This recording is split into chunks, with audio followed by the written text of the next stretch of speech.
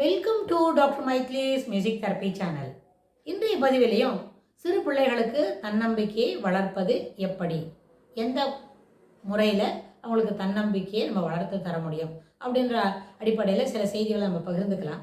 சென்ற பதிவில் பார்த்தோம், சின்ன பிள்ளைங்களுக்கு என்னெல்லாம் சொல்லிக் கொடுக்க முடியும், வகுப்பாசிரியர் எந்த அளவுக்கு முயற்சி எடுக்கலாம், அதை காட்டிலும் வீட்டில் இருக்கிறவங்க எப்படி நல்ல முயற்சி எடுக்க முடியும்னு பார்த்தோம். இதில் எல்லா தாய்மார்களுக்கும் தன் மகன் சான்றோர் என கேட்டதோய் அப்படின்ற ஒரு அபிப்பிராயம் உள்ளுக்குள்ளே இருக்கும் தான். தன் குழந்தை நல்லா படிக்கணும்னு. ஆனால் நல்லா படிக்கணும், நல்ல விஷயங்களை சிறப்பாக செய்யணுன்றது எதிர்பார்ப்பு தான். ஆனால் அந்த எதிர்பார்ப்புக்கு தன்னுடைய குழந்தைக்கு அது முடியுமா அப்படின்னு பார்த்து தான் அவன் அதுலேருந்து அந்த எக்ஸ்பெக்டேஷன்ஸ்க்கெல்லாம் முன்னாடி நிறுத்தணும். சில சமயத்தில் இதெல்லாம் எதிர்பார்க்குறாங்க, அம்மா அது அப்படி செய்யணும், அவ்வளோ மார்க் வாங்கணும், இவ்வளோ இடத்துக்கு போகணும், இந்த விளையாட்டுக்கு போகணும், அப்புறம் கேம்ஸ் பீரியட் முடிஞ்சோடனே இந்த பிளேயெல்லாம் விளையாட்டு தெரிஞ்சுக்கணும் அப்படின்னு சொன்னால் அதெல்லாம் we are pressurising the child to என்ன பண்ணுறோம், பர்ஃபார்மிங் வெரி வெல் அப்படின்னு சொல்கிறோம். பர்ஃபார்மிங் வெல் அதுக்கப்புறம் தான் வெரி வெல். ஸோ நல்லா பர்ஃபார்ம் பண்ணணுன்றதுக்கு எல்லா கிளாஸ்லையும் சேர்த்து விட்டு எப்பயுமே நேரம் இல்லாமல், இதுக்கு நடுவில் அந்த குழந்தைக்கு இதிலெல்லாம் அபிப்பிராயம் இல்லாமல் he wants to play only, ஒரு அவுட்டோர் பிளே மட்டும்தான் பிடிக்கும். இல்லாட்டி போனால் இந்த ஆண்ட்ராய்டு மொபைல் வச்சுட்டு அதில் விளையாடுறது தான் பிடிக்கும்.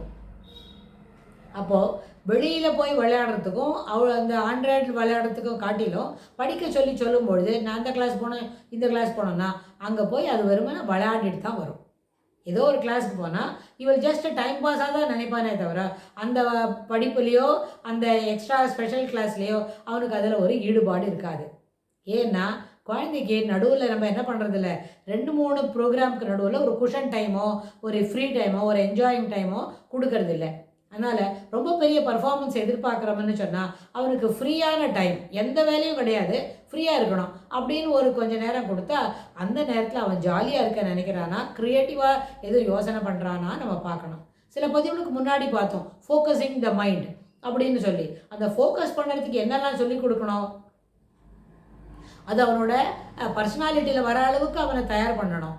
அப்போ எப்படி இருக்கணும், எந்த நேரமோ அவனுக்கு எந்த விளையாட்டை சொல்லி கொடுத்தாலும் what is that it's available here, what is that we are seeing here அப்படின்றத அப்சர்வ் பண்ணுறதுக்கு சொல்லிக் கொடுக்கணும். அப்சர்வேஷன் இருந்தால் தான் அந்த எல்லா செய்தியும் மனசில் நிறுத்திக்க முடியும். அப்புறம் சில நேரத்தில் ரொம்ப பெரியவங்களாம் எப்படி படிக்கிறாங்க அப்படின்னு பார்த்து அதை அவனுக்கு இமிட்டேட் பண்ண சொல்லித்தரலாம். அப்போ பெரியவங்க படிக்கிறது பெரிய பாடம், ஆனால் அதே போல் ஒரு ரொட்டீனில் நம்ம சின்ன பசங்க சின்ன பாடமாக படிக்கலாம். ஒரு 4th ஸ்டாண்டர்ட் படிக்கிறான், இல்லை ஒரு 7th ஸ்டாண்டர்ட் படிக்கிற பசங்க அப்படின்னா என்ன இருக்கும், 12 வயசு இல்லை 13 வயசு தான் இருக்கும். அந்த 13 வயசுக்குள்ளேயே நிறைய டைவர்ஷன் வந்துடும் இந்த ப்ரெசன்டேஜ் சினாரியோவில். அவங்க என்ன பண்ண மாட்டாங்க, நம்ம சொல்கிறத கேட்க மாட்டாங்க, இல்லை அவங்க சொல்கிறத கேட்க மாட்டாங்க. அவங்க சொல்கிறதுனா என்ன, அவங்க பியர் குரூப்புக்குள்ளே இருக்கிற ப்ரெஷர், அவங்க என்ன பண்ணணும், நம்ம எல்லோரும் விளையாடலாம், அம்மா அப்படி தானே சொல்லுவாங்க, நம்ம போயிடலாம் அப்படின்னு நினைப்பான். ஸோ அதனால் எந்த விஷயத்தையும் எந்த செய்தியும் செய்யறதுக்கு முன்னாடி யோசித்து செய்யணும்.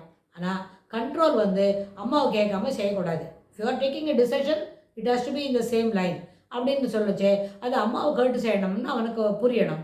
அது எப்படி புரியும், சின்ன வயசுலேருந்தே இப்போ 13 வயசை பற்றி இப்போ பேசிகிட்டு இருக்கிறோம் அப்படின்னா ஒரு 9 அல்லது 8 வயசுலேருந்தே அந்த என்னெல்லாம் செய்யணும், எப்படி எல்லாத்தையும் அம்மாவை காட்டு, ஏன்னா அம்மாவை காக்கிறதுக்கு இஷ்டம் இல்லையா, சரி அப்பாவை காட்டு செய்யணும். அப்பா கிட்ட சொல்லிட்டு தான் அந்த விஷயத்தை செய்ய துவங்கணும், ப்ரொவைடட் அப்பா அதுக்கு பர்மிஷன் கொடுத்தாக்க.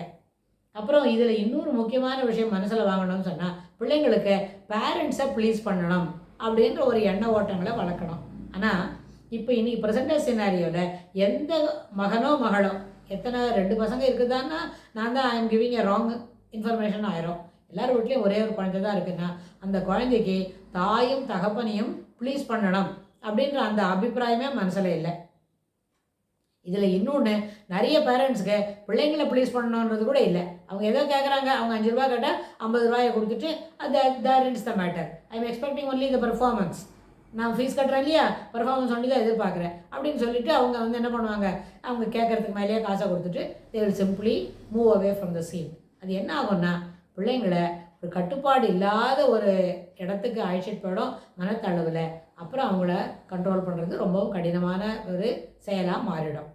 ஆனால் டிசிப்ளின் இல்லாத குழந்தைய நிறைய பேருக்கு என்ன பண்ண முடியாது, நேர்படுத்துறது கஷ்டம். டிசிப்ளின் இருக்கணும், ஒரே ஒரு குழந்தை தான் வச்சுருக்கோம். அது என்ன பண்ணணும், உலகம் போற்றும் அளவுக்கு உயர்வாக வளர்க்க வேண்டும் அப்படின்னு சொன்னால் அதில் அடிப்படை என்னது, டிசிப்ளின்.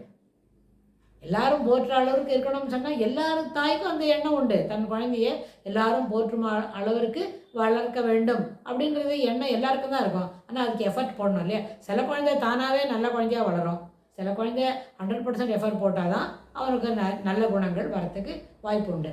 ஏன்னா ஒரு இங்கிலீஷில் ஒரு வார்த்தை சொல்லுவாங்க, அதாவது பார்த்து கற்றுக்கிற பிஹேவியர், லெர்னிங் பை இமிட்டேஷன் இருக்கே, அது வந்து சுலபமாக நெகட்டிவ் பிஹேவியர்ஸ் ஈஸியாக வந்துடும், ரொம்ப சிரமப்படாமல். பாசிட்டிவ் பிஹேவியர் ஒரு கட்டுப்பாட்டுக்குள்ளே செய்யணும், இந்த டிசிப்ளினில் இந்த வேலையை செய்யணும், நேரத்துக்கு என்ன முக்கியத்துவம் கொடுக்கணும், டைம் மேனேஜ்மெண்ட்டுக்கு இம்பார்ட்டன்ஸ் கொடுக்கணும் அப்படின்னு நம்ம சொல்லி வழக்கமானு சொன்னால் அதெல்லாம் என்ன பண்ணணும், அதெல்லாம் வழக்கத்திலே வராது. அது ரொம்ப கஷ்டமாக இருக்கும். ஐயோ இந்த அத்தை ரொம்ப கஷ்டப்படுத்துகிறாங்க, she is really troubling me a lot அப்படின்னு பெரிய கம்ப்ளைண்ட்டாக கொண்டு போய் சொல்லுவாங்க. ஆனால் இதுவே சில முக்கியமான விஷயங்கள் இல்லை. எல்லோரும் வந்து என்ன அந்த சினி மியூசிக் பின்னாடி போகலாம், அந்த ஆக்டர்ஸ்லாம் அப்படி இருக்காங்களா அப்படி இருக்கலாம், அதாவது அந்த இப்படிலாம் டேரெக்டாக சொல்கிறது காட்டாலும் அந்த டின்சல் வேர்ல்டு இருக்குது, டின்சல் வேர்ல்டில் இருக்கிற செய்திகளை நம்ம வந்து without any trouble we can simply following it அப்படின்னு சொன்னால் that will not take you anywhere. Why in the sense, why doctor அப்படின்னு உடனே கேட்பாங்க பிள்ளைங்க. அதுக்கு என்ன முக்கியமான காரணம்னு சொன்னால் அந்த டின்சல் வேர்ல்டுன்றது அவங்க எல்லோரும் நடிக்கிறாங்க தான். உண்மையில் அவங்க அடிப்படையில் நல்லவங்களாவோ சிறப்பானவங்களாவோ அவங்க ஃபேமிலிக்கு ஏற்புடைய ஒரு மனிதனாவோ பொண்ணாவோ பையனாவோ இருப்பாங்க. ஆனால் அப்படி நல்ல பையனாக நடிக்கிறாங்க.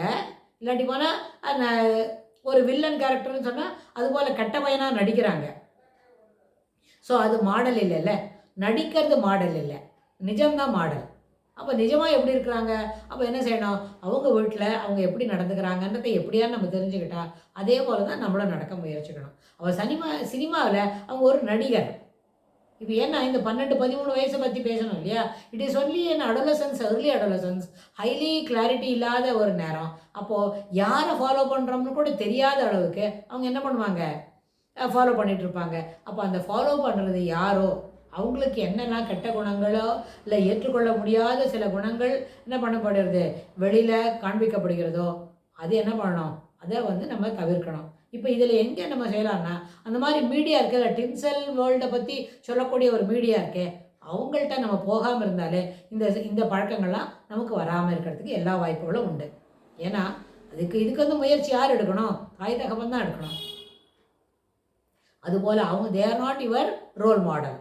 யுவர் ரோல் மாடல் யார், ஒன்று அப்பாவாக இருக்கணும், இல்லைன்னா தாத்தா மாமா அதுபோல் உள்ளவங்களே இருக்கணும். நம்ம ஃபேமிலியில் இருக்கிறவங்க தான் நம்மளுக்கு ரோல் மாடலாக இருந்தால் அது அவங்கள பார்த்து நம்ம மேலுக்கு வர முடியும். இவன் தோ தேர் ஆர் ஆட் அண்ட் சப்ட்ராக்ஷன்ற மாதிரி 1-2 பிஹேவியர் என்ன பண்ணலாம், ஆட் பண்ணிக்கலாம். 1 or 2 we can delete it from that. That will be more helpful in attaining better goals அப்படின்னு சொல்லி நம்ம இந்த பதிவை நிறைவு செய்கிறோம். இதுக்கு தொடர்புடைய செய்திகளை வரப்போகிற பகுதிகளெல்லாம் பார்க்கலாம். தேங்க்ஸ் ஃபார் வாட்சிங்.